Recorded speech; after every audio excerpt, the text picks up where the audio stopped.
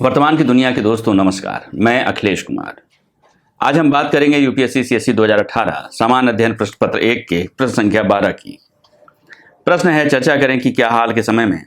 नए राज्यों का निर्माण भारत की अर्थव्यवस्था के लिए लाभप्रद है या नहीं है। 250 शब्दों के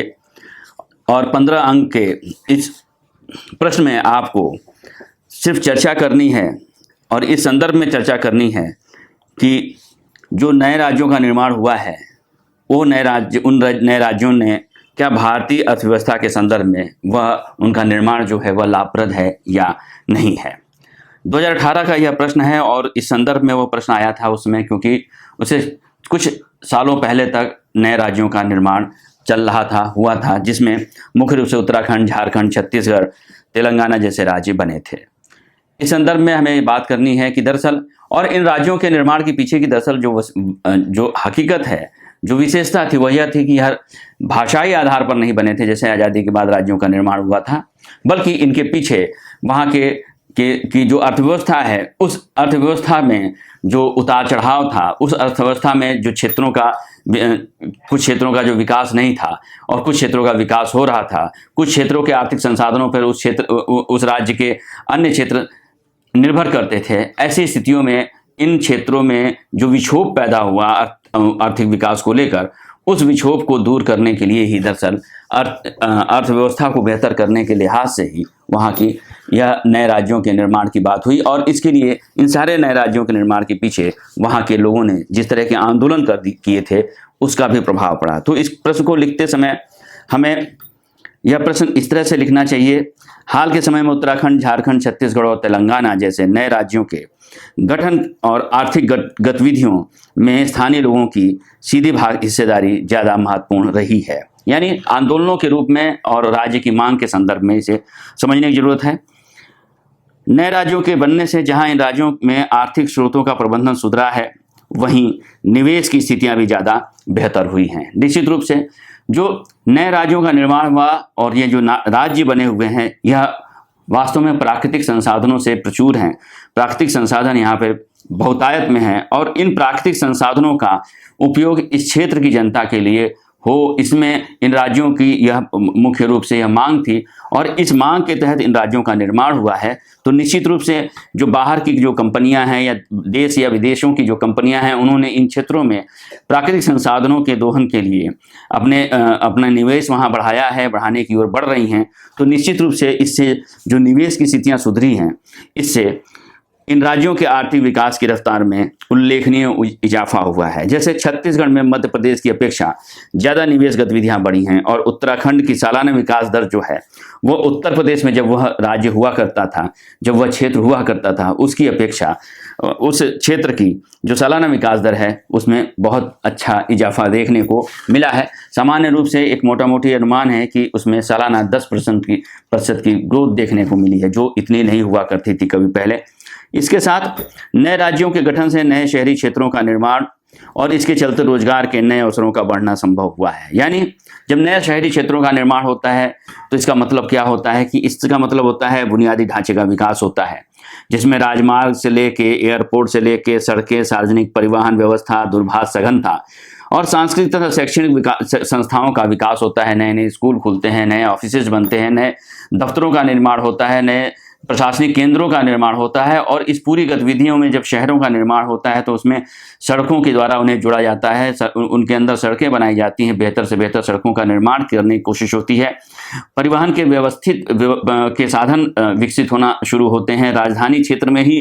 अकेले किसी भी नए राज्य के राजधानी क्षेत्र में ही इतना बुनियादी ढांचे का विकास होता है कि वह उस राज्य की आर्थिक समृद्धि को उत्तरोत्तर बढ़ाने की प्रक्रिया में योगदान देता है। साथ साथ उस क्षेत्र में जो वहाँ स्थानीय लोग होते हैं उनको भी रोजगार के नए नए अवसर मिलते हैं, नए नए तरह के विकास के और व्यापार की गतिविधियाँ शुरू होती हैं। इन सारी स्थितियों के साथ साथ सुशासन की भी स्थितियाँ बेहतर होने की गुंजाइश वहाँ बनती है। साथ साथ स्थानीय अर्थव्यवस्था के लिए विकास की बेहतर संभावनाएं बनती हैं और इस सारी संभावनाओं का जो असर है वह सिर्फ उस राज्य की अर्थव्यवस्था पे नहीं पड़ता है, बल्कि उस राज्य की अर्थव्यवस्था के विकसित होने के साथ साथ उसका असर देश की अर्थव्यवस्था पर भी सकारात्मक रूप से पड़ता है, यानी देश की भी तरक्की राज्य की तरक्की से जुड़ी होती है। तो ये राज्य की अगर अर्थव्यवस्था विकसित होती है तो निश्चित रूप से उसका फायदा देश को होता है। हालांकि छोटे राज्यों का अब यहाँ पर यह संदर्भ भी समझ लेने की जरूरत है कि यह राज्यों के पक्ष में, राज्यों के आर्थिक विकास के पक्ष में तो जाता है छोटे राज्यों का निर्माण, लेकिन यहाँ पर कुछ चीजें हैं जो जिसे संकेत होता है, जिससे आपको ये समझने की जरूरत है, जो आपकी चर्चा का विषय होना चाहिए कि छोटे राज्यों का निर्माण एकमात्र इन सुविधाओं को प्राप्त करने का रास्ता नहीं है। क्योंकि अगर आर्थिक सुविधाओं का विकेंद्रीकरण नहीं होता है, सभी क्षेत्रों का संतुलित विकास नहीं होता है, किसी क्षेत्र के लोग उपेक्षित महसूस करते हैं, तो नए राज्य में भी विक्षोभ की स्थितियां पैदा हो सकती हैं। नए राज्यों के निर्माण के पीछे जो वहाँ की जनता की विक्षोभ की स्थितियां थी, अगर वह नए राज्यों के निर्माण के बावजूद वहाँ किसी भी उस क्षेत्र में, नए राज्य के किसी भी क्षेत्र में जहाँ विक्षोभ की स्थितियां अगर वर्तमान रह जाती हैं, यानी बनी रह जाती हैं, तो दरअसल नए राज्यों के निर्माण के पीछे का जो प्रासंगिकता थी, जो उसकी वजह थी, वह वजह सवालों के घेरे में चली आती है, उस पर प्रश्न चिन्ह लग जाता है। क्योंकि